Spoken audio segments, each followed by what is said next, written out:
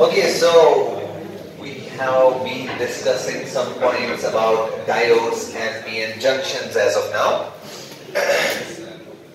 This is a bit too much. So we have been discussing about diode circuits, PN junctions, internal structure for diode and all that. We have gone through that. I think now we are at this level. We have also moved to diode circuits also, right?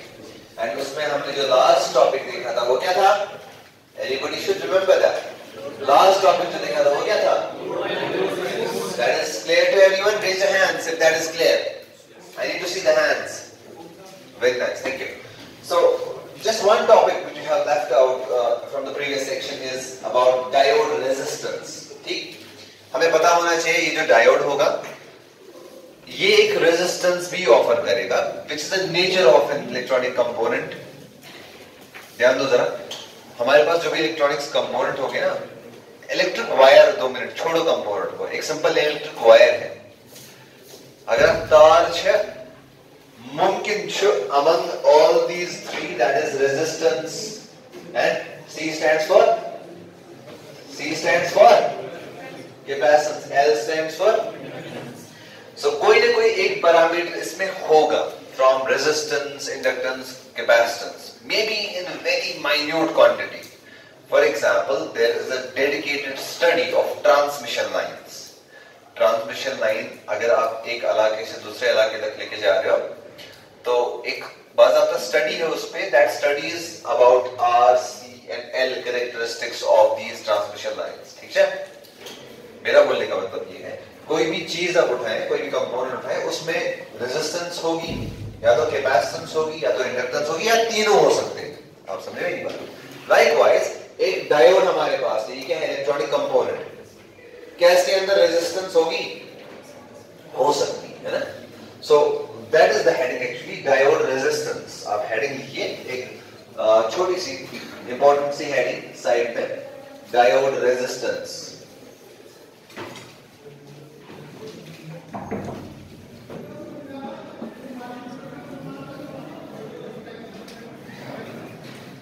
By the way, we will continue this trend from the next class, that we will mark the attendance in first few minutes. Just because I felt that we have went ahead in the class time, so I straight away started the class. But I think आपकी class शायद free थी इससे पहले ना? अच्छा, फिर पहले ही छोड़ा था, on time छोड़ा था इनमें से, because अच्छा नहीं लगता है बाहर खड़ा रहना. So I thought let me go late 4 minutes or 3 minutes so that the teacher finishes. I think that has happened actually, है ना? टीचर ने ऑन टाइम ही खत्म किया. Okay, so diode resistance is the heading. इसमें आप सब heading लिखिए आज. डायोड रेजिस्टेंस के अंदर थोड़ा हाथ तेज चलाएंगे. वन इज योर फॉरवर्ड,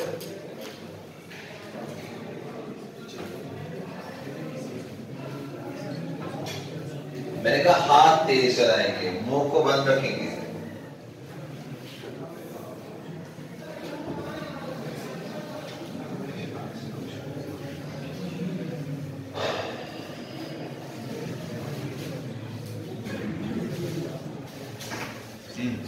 ठीक है?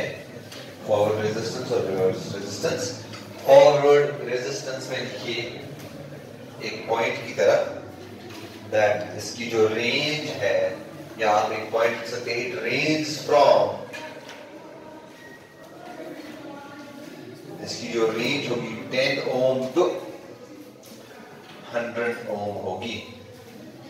इस वाले की जो रेंज होगी वो होगी, and by the way this is denoted by RF. हमने देखा इसको, this is by RR. आप जैसे भी ले लीजिए. so RR is greater than 1 mega ohm, 1 mega ohm से ज्यादा है.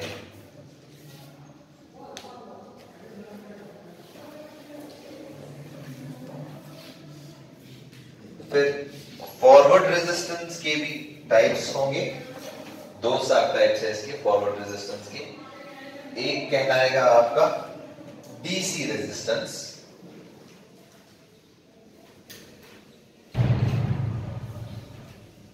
या इसका दूसरा नाम है स्टैटिक, मैं शॉर्ट फॉर्म में, eyes on board please, static ST resistance या स्टैटिक रेजिस्टेंस इसका नाम है।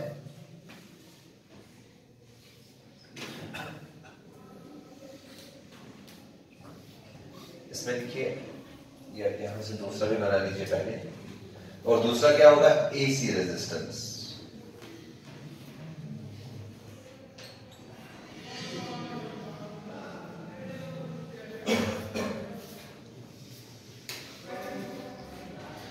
So, DC रेजिस्टेंस क्या चीज है?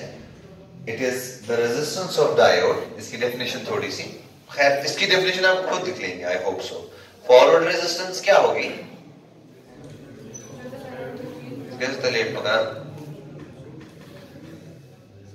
तो लेट क्यों चल रहे हो? लेट क्यों हो गया? हाँ? चलो जाओ, नेक्स्ट टाइम नहीं करना ऐसा, you will face the consequences. So, forward resistance. I hope that you will define this on your own, please. नीचे ये आपके लिए ऑप्शनल असाइनमेंट हो गया। फॉरवर्ड रेजिस्टेंस को डिफाइन करना है, रिवर्स रेजिस्टेंस को डिफाइन करना है।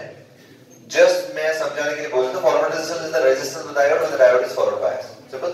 Reverse resistance is the resistance of the diode when the diode is reverse biased. We know that the forward resistance is very less. That is why it is of the range of 10 ohm to 100 ohm, and reverse resistance has to be very high. That is how a diode should behave. It has to be greater than 1 mega ohm. ये जो दो points हैं, यहाँ पे high resistance है कि low resistance है, दोनों पॉइंट के दरमियान, मेरे दो हाथों के दरमियान लो रेजिस्टेंस है, हाई रेजिस्टेंस है। हाई रेजिस्टेंस है, करंट फ्लो करेगी इन दोनों के दरमियान। So high resistance means current will not flow. It is as good as an open circuit. I suppose. And a diode should behave in reverse bias. It should behave as in reverse bias. A diode should behave as हमारी short circuit को जवाब like a जवाब open circuit. ठीक है? It is simple answer. It is not that a complex question, but just to make clear. So the DC resistance is the resistance of the diode when no AC signal is applied. When it is the resistance of the diode when no AC signal is applied. When no AC signal is applied, that is under DC conditions. आप तीनों जरा बेटा आ गया जो, आप तीनों आ गया जो, आप तीनों, हाँ सैंडविच जिनने बनाया आ गया, जाओगे जल्दी से इस वाले बेंच पे जो एक खाली है। हाँ अंदर अंदर अंदर अंदर अंदर बहुत अंदर जी। When no input signal या when no AC signal is applied, when no AC signal is applied, thank you, ठीक है, that is under DC conditions, ठीक है। तो फिर यहाँ की ओर फोकस, मुझे लग रहा है तो वहां पे हो, अगर मुझे रियलाइज हुआ तो वहां पे नहीं हो तो मैं भी आ गया। So make me feel that you are there. So likewise for AC resistance, it is the resistance of the diode when the input signal is applied. It is the resistance, simple है, थोड़ा logic भी use करो। DC resistance is the resistance of the diode when no AC signal is applied. AC resistance is the resistance of the diode when AC signal is applied. When AC signal is applied, थोड़ा ज़्यादा आपने use कर लिया। बोला नहीं है ना? ये कुछ नहीं। कैसे देखते? मैंने बोर्ड कुछ लिखा ही नहीं, मैं बोल रहा हूँ तुमसे। ओके, देखो AC resistance is the resistance of diode. Is the resistance of the diode when AC signal is applied. ठीक है? Next point that we have to consider is DC resistance is always greater than AC resistance.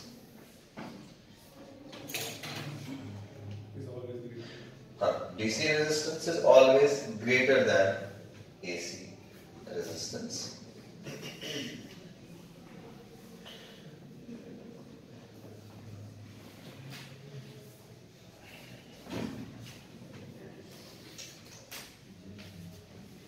ठीक है, बस ये इतना इसके लिए काफी हो जाएगा।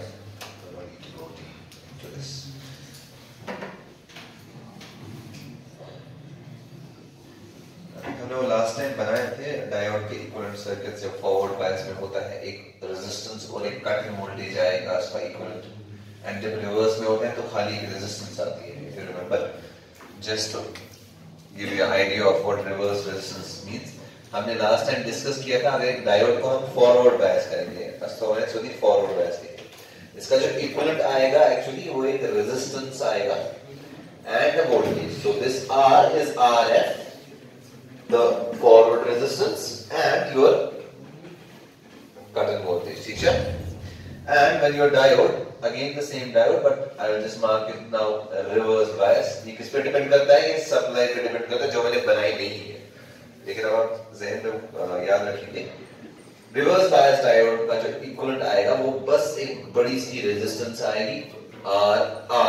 कोई ड्रॉप वॉप वहां पे समझ आए so you can draw these two diagrams with this reverse forward resistance कि हम इसको कहां पे रिपोर्ट करते हैं next heading so here we conclude okay we write this we conclude the discussion about the diodes as of now we are moving towards the application part एक topic इसमें रह रहा है iterative analysis.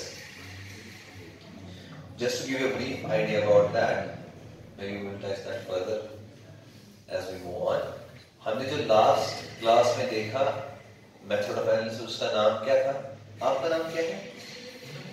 मनन. हाँ उसका नाम क्या था मनन जो हमने last class में right लेकिन वो कौन सा method था? उस method वो किसके under fall होता था? Excellent graphical method के अंदर वो fall करता है. There is another method called as iterative method of analysis where we analyze our circuit using iterations. Iterations क्या होता है? जरा आप बताइए iterations क्या होता है? नहीं ये for this you just need to be present now for answering this question. I'm saying iterations क्या होता है? What do you mean by iterations? Iterations. Come on, आप बताइए बेटा. Iterations. No, you just need to be present today for answering this. Iterations. जोर से repeat करना है. Ashna सब computers में CS में iterative no. Come on. I said that you need to be present here today. That's it. Okay, so iterative method में हम क्या करेंगे? Iterative method will be a method where we find some values, find some voltage and current, we put that back in the kind of equation. Find new voltage and current, so it's like a repeative process. When we find the closest answer, in a way finding the operating points जो कुछ भी है, क्योंकि हमने graphical method में ultimately क्या निकाला? Operating point या operating current and voltage, right? Good, so VQ and IQ. उसी तरह हम iterative method से repeated iterations करके value put करके निकाल के and उसमें कुछ equations होती हैं, we will see that later on. So वो method वो है just मैंने आपको एक idea दे दिया. Hopefully we will discuss that also.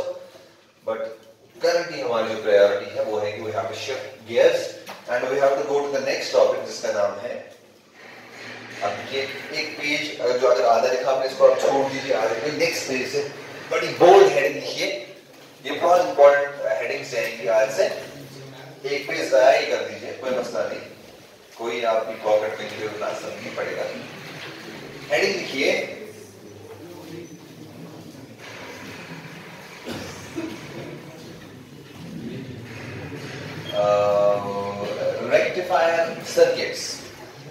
Rectifier circuits.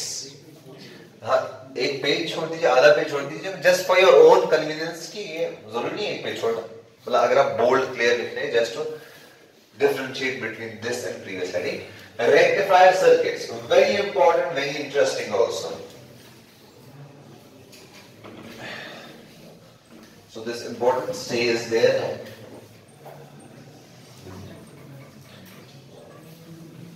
आप बताइए मैंने ये क्यों लिखा था यहाँ पे?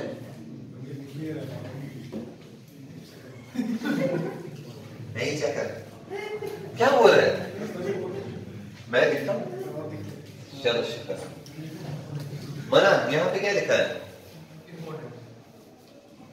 मैंने क्यों लिखा है? हाँ नहीं ये नहीं जवाब. ये हो सकता है ये Agar consider that if you have an external paper for this subject, because it can come external, so this is to be considered definitely for revising and all. ठीक है? कैसे by chance शायद रोजा आदत की we leave some part ऐसे यूं ही, and वो देखते वही एग्जाम में और वो बहुत 10 मार्क्स का तगड़ा क्वेश्चन है. So that you don't fall short of that analysis, that's why I'm writing these. So जहाँ कहीं मैं लिखता हूँ does not mean that ये आएगा ही आएगा, means that this has to be considered. ठीक है? And somehow important है concept wise भी, उसलिए होता है ये दो चीजें होती है, concept wise plus exam point of view. So this stays there, and the next heading comes as rectifier circuits. Okay. Rectification क्या होता है? Rectification convert करना, correct करना. Okay? Are you here now?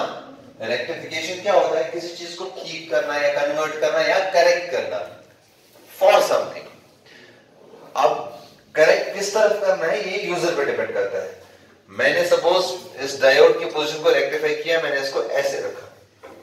किसी के लिए ये तो गलत पोजीशन है, नहीं आपको इसको ऐसे नहीं, आपको ऐसे रेक्टिफाई करना था इसको. दूसरा बोलेगा नहीं जी आप इसको ऐसे रखें ताकि उठाने में आसानी हो. You get my point? So correction will vary from subject to subject or person to person, or maybe even from component to component, but the correction or rectification which we are talking here is that is basically done by a rectifier. Pehla point, the rectification done here is done by a rectifier circuit. Rectifier circuit rectifier जिसको हम एक input देंगे वो एक output देगा. अब यहाँ पे इनपुट था डस्टर वगैरह, बट यहाँ पे इनपुट होंगे साइनोसाइडल सिग्नल्स. सो यहाँ पे जो इनपुट होगा वो एक, suppose this is the positive cycle, this is the negative cycle, this has the peak value of Vm. Now when I send it to rectification, output जो होगा that could be, say if for example the example 1 आएगी, if it is a full wave rectifier, ठीक, example 1 full wave rectifier, तो दोनों cycles के बदले positive cycles आएंगे. वो भी फुल वेव पॉजिटिव रेक्टिफायर. मतलब अगर जैसे कि मैंने कहा ना, सपोज ने जस्ट इस टाइम ऐसे रखा, ठीक. अब एग्जांपल 2 जो हो सकती है जहां पे खाली पॉजिटिव वाला साइकिल आएगा, नेगेटिव के लिए 0 आएगा. ठीक है? Suppose this is the time period t. So time period t यहां पे है और यहां पे टाइम पीरियड t यहां पे है.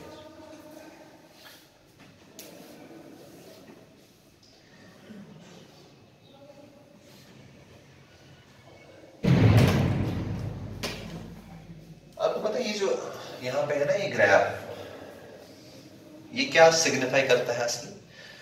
ये बताता है कि सपोज वोल्टेज, या अगर ये वोल्टेज का भी हो सकता है, बाय द वे करंट का भी ग्राफ हो सकता है. इफ आई राइट V के बदले अगर मैंने I लिखा यहाँ पे तो ये करंट का ग्राफ बन गया. अब मैंने V लिखा तो वोल्टेज का बनेगा. करंट पॉजिटिव है मतलब किसी एक डायरेक्शन में जा रही है. करंट नेगेटिव है मतलब वहां से यहां आ रही है. आई रिपीट, ये दो साइकिल्स है, एक पॉजिटिव है नेगेटिव है. ये बेसिकली दिखाता है कि जब साइकिल पॉजिटिव है, सपोज यहां से वहां करंट जा रही है, और जब साइकिल नेगेटिव है वहां से यहां करंट आ रही है. ठीक है? सो बेसिकली मुद्दा ये है कि ये बाई डायरेक्शनल करंट है. A sine wave represents a bidirectional current. Do you agree with me? Do you agree with me? ये ग्राफ दिखाना करंट के लिए means that ये क्या है? बाइडायरेक्शनल. एक पर्टिकुलर टाइम पे एक डायरेक्शन से चल रही है, इंक्रीज हो रही है, पीक पे पहुंच गई, पीक के बाद नीचे डाउन 0 हो रही है. अब टाइम चेंज हुआ, हालात बदल गए, वक्त बदल गया, तो नीचे अब ये उधर से वापस आ रही है. ठीक है? सो नेगेटिव पीक पे अब जाएगी, फिर 0 हो जाएगी. सो this means that the current of the voltage on the left hand side is a bidirectional current, while the one on the right side is, come on everyone should answer now. नहीं समझ आया? किसको नहीं समझ आ रही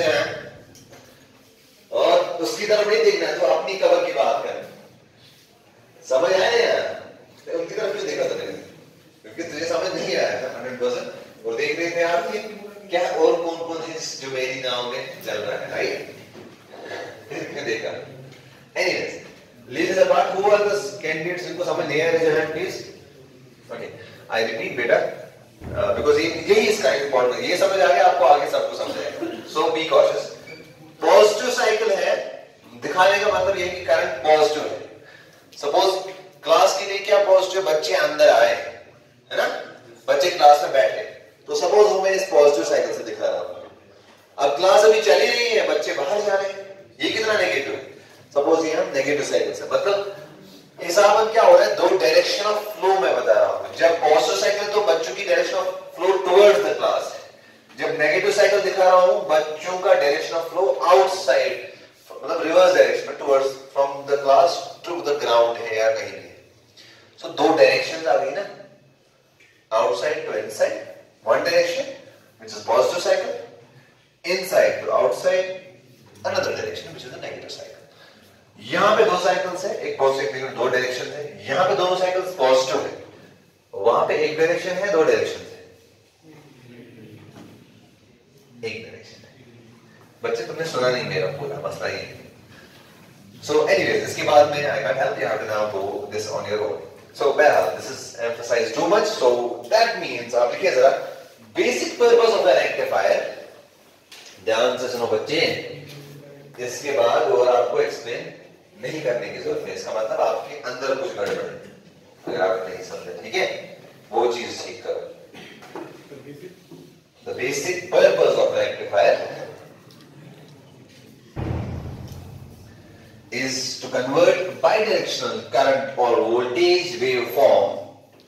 The basic purpose of a rectifier is to convert bidirectional current or voltage waveform.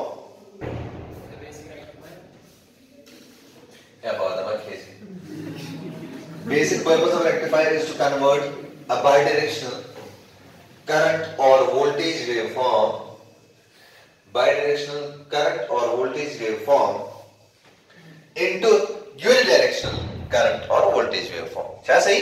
ईशो तक पाई, ईशो में definition याद करने जरूरत, मगर ईशो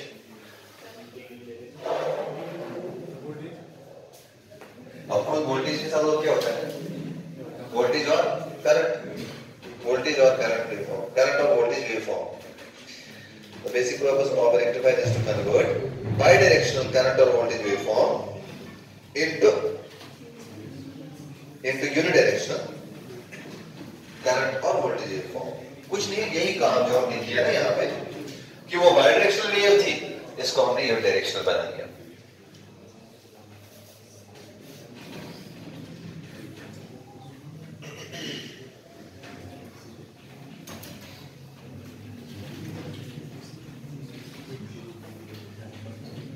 Point number 2. In other words, it can be said that it is used to convert, or in other words, it can be said that it is used to convert an AC signal.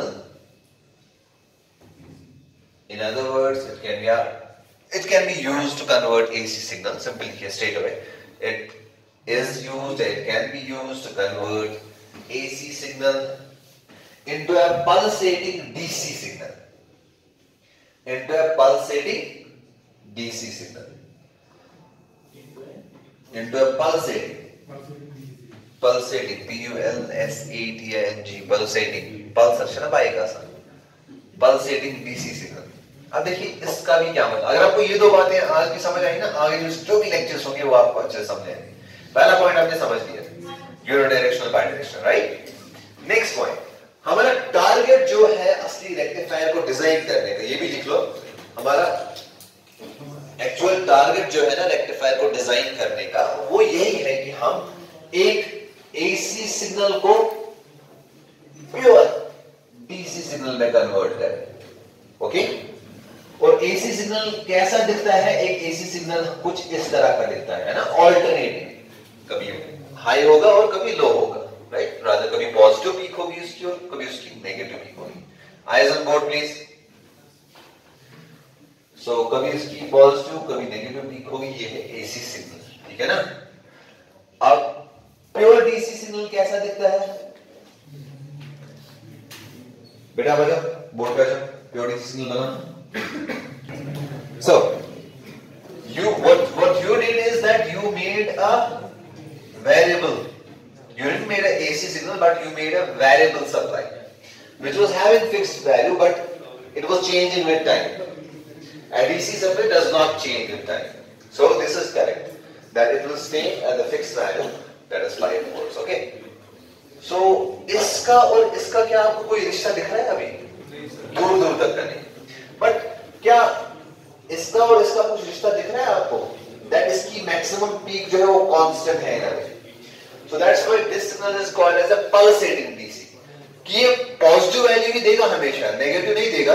AC तो ये नहीं है कम से कम. हाँ, ये AC है. क्या ये एसी सिग्नल है? नहीं है. लेकिन डीसी भी प्योरली नहीं है.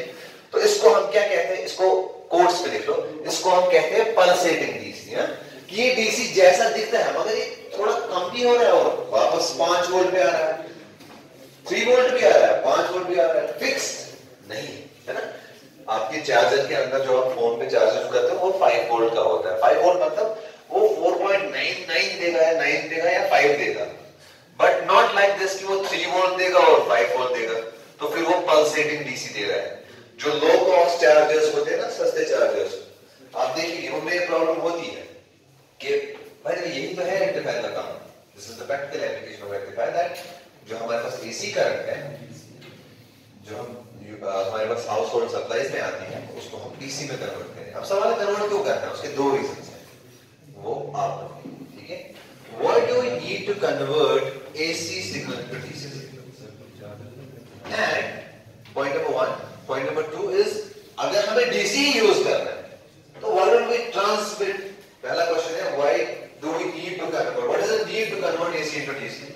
अरे भाई AC आ रही है घर में, सीधा ही AC लगाओ, आप क्या DC में ही कन्वर्ट करते हैं, है ना. पहला पॉइंट. हाँ क्या था, आप बोलो सवाल. कन्वर्ट कर रहे हैं. हाँ, actually we do it everywhere. Rather 99% of appliances that you will be using at your home runs on DC. Ajay ji, ना चार्जर उसी का राइट AC आ रहा है.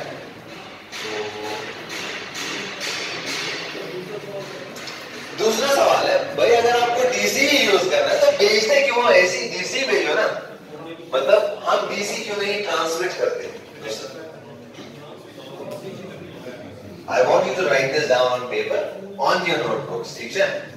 Why do we need to convert in DC? इस पे थोड़ा एम्फेसिस देना ज्यादा. एंड माय असाइनमेंट है आपका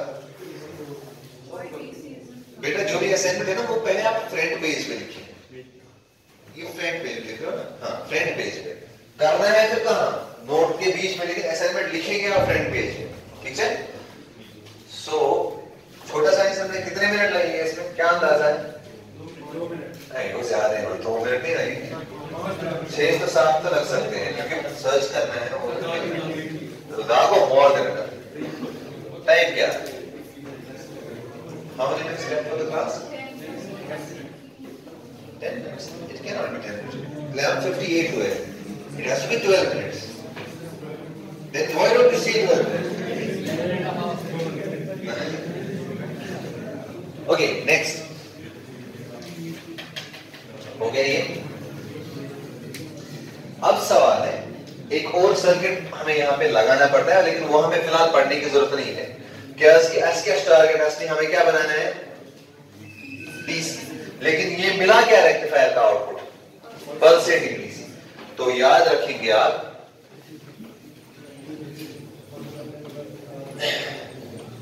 इसको इसमें कन्वर्ट करने के लिए हम एक और सर्किट यूज करते हैं जिसका नाम है एक फिल्टर सर्किट.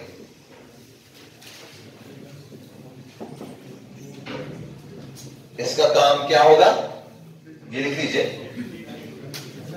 या ऐसे आपने लिखा होगा, this is your AC signal,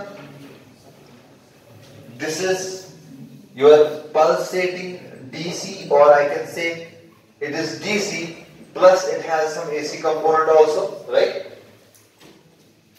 Now this is your pure DC signal. इसका मतलब आप पल्सेटिंग इनपुट देंगे एक फिल्टर को, उसके आउटपुट पे प्योर डीसी आएगा।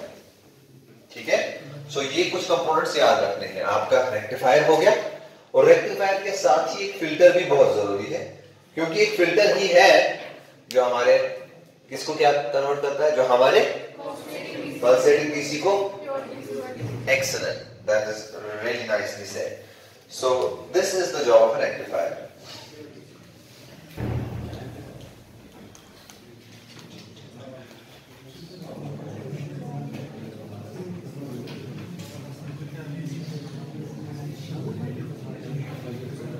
Okay.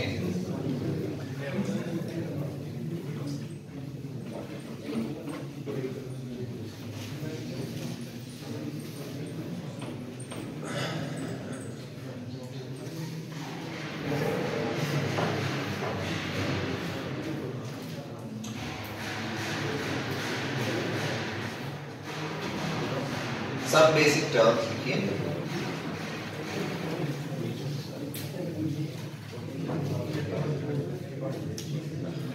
टर्म नंबर 1, कुछ इंपॉर्टेंट टर्म्स जो आपको याद रखनी है। Term number 1 is ripple voltage. Ripple voltage, ripple voltage.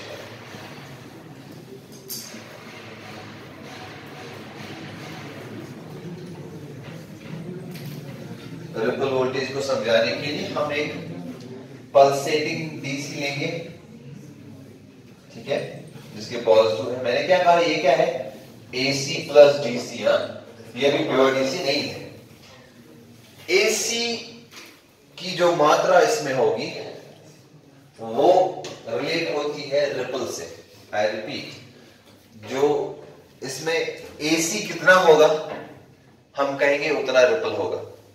Ripple word को समझो। रिपल वर्ड हम यूज क्यों करते हैं? रिपल हम वर्ड यूज करते हैं एसी कंपोनेंट की वजह से।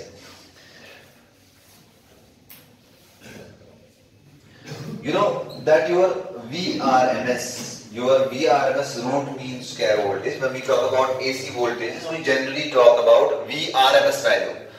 अगर आपने कहीं डेटा शीट में देखा होगा किसी कंपोनेंट का RMS value, root mean square value. What is that? Maybe we'll discuss that somewhere else. But फिलहाल RMS value जो होता है,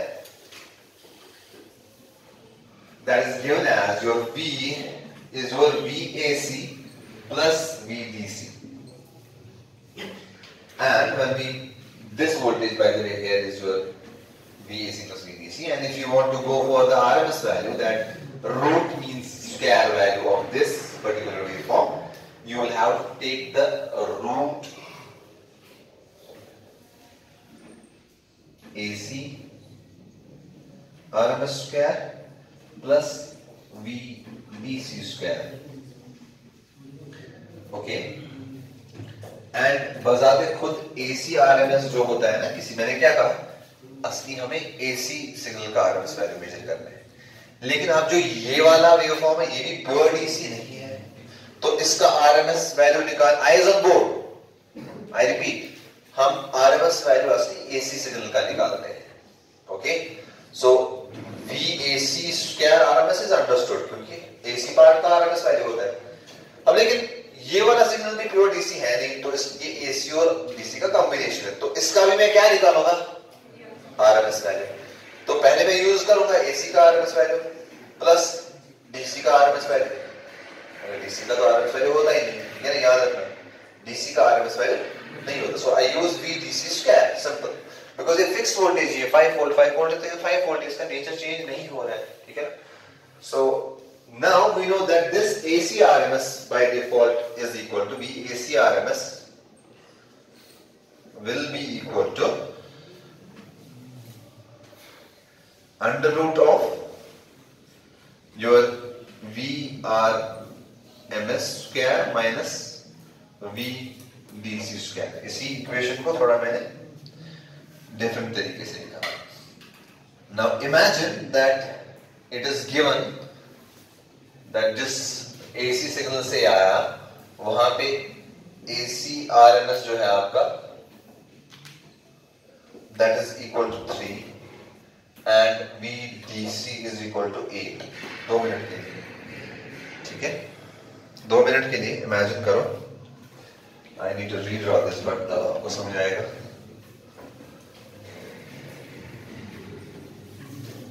वो चीज जो मैंने यहाँ पे लिखी वो आप इधर बनाओ इस तरह से। इमेजिन दैट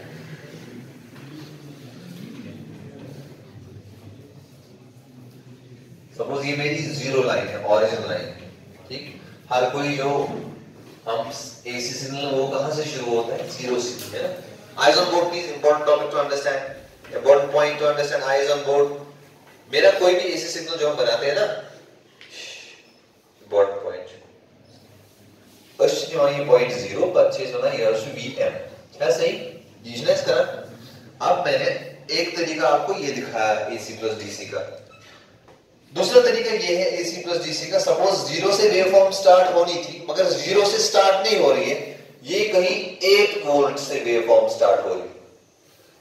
तो this again is an example of AC plus DC। Okay, आपका नेचर तो AC है, ऑल्टरनेटिंग है, लेकिन आपकी लेवल शिफ्ट हो गई है। वो अब 0 नहीं, उसमें एक DC कंपोनेंट भी आ गया है। So this again is an example of AC plus DC। मकसद क्या है मेरा, मैं अभी समझाऊंगा। Time to go is how much? ये मुझे कोई बताएगा ये पीक वैल्यू किसके बराबर होगा?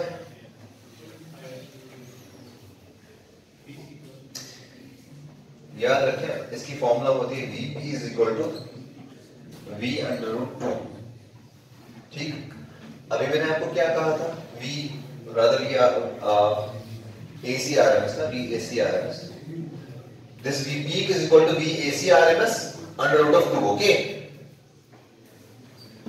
V peak, this value will be equal to AC RMS into root 2, okay है ना? AC RMS मैंने आपको खुद यहीं से बताया, एग्जांपल आप ले लीजिए 3 है और DC वैल्यू 8 है, वो आपको दिख रहा है 8 सीधा सीधा। सो V peak होगा बराबर equal to 3 root 2। Am I correct? Do you follow this? मैंने आइज ऑन बोर्ड मैंने खुद से ले लिया एग्जांपल के तौर पे। AC RMS है 3 वोल्ट और DC वैल्यू है 8 वोल्ट, ओके। अब यहां आया, DC वैल्यू 8 वोल्ट है, वो दिख रहा है सीधा सीधा, लेकिन ये वाली पीक का वैल्यू अब क्या होगा वो मुझे AC RMS से निकालना है। AC RMS कितना है? सब लोग प्लीज 3। वो किस कहां से मैंने लाया? खुद से लिया, ठीक है। तो this becomes my V peak. And अगर मैं इस वेवफॉर्म को रिप्रेजेंट करने बैठूं तो वो क्या होगा? V is equal to 8 plus 3 under root 2 sine of omega t। ये रिप्रेजेंटेशन होगी किस? इस वेवफॉर्म की। ये वाली waveform is given as your DC part 8 volt without any sinusoidal nature और something, plus your 3 root 2 because Vp over here is 3 root 2 sinusoidal nature वाली, ठीक है, ये समझ लीजिए। and this factor here is your ripple, जो भी आपका AC फैक्टर होगा ना किसी AC plus DC सिग्नल पर, उसको हम कहते हैं रिपल, ठीक है। लिख लीजिए कहीं पे that ripple relates to the AC part।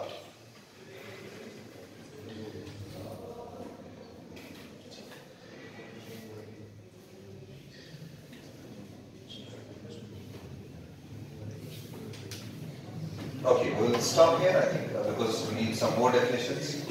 उसके लिए हमें टाइम चाहिए होगा, बट नेक्स्ट हेडिंग लिख के रख लीजिए। नेक्स्ट हेडिंग है रिपल फैक्टर। नेक्स्ट हेडिंग जो है वो क्या है? Ripple factor. रिपल समझ आ गया ना? रिपल किससे रिलेट होता है? AC पार्ट से या साइनोसाइडल वोल्टेज से, ठीक है। नेक्स्ट हमारी हेडिंग है ripple factor. We can stop here and we'll continue in the next lecture.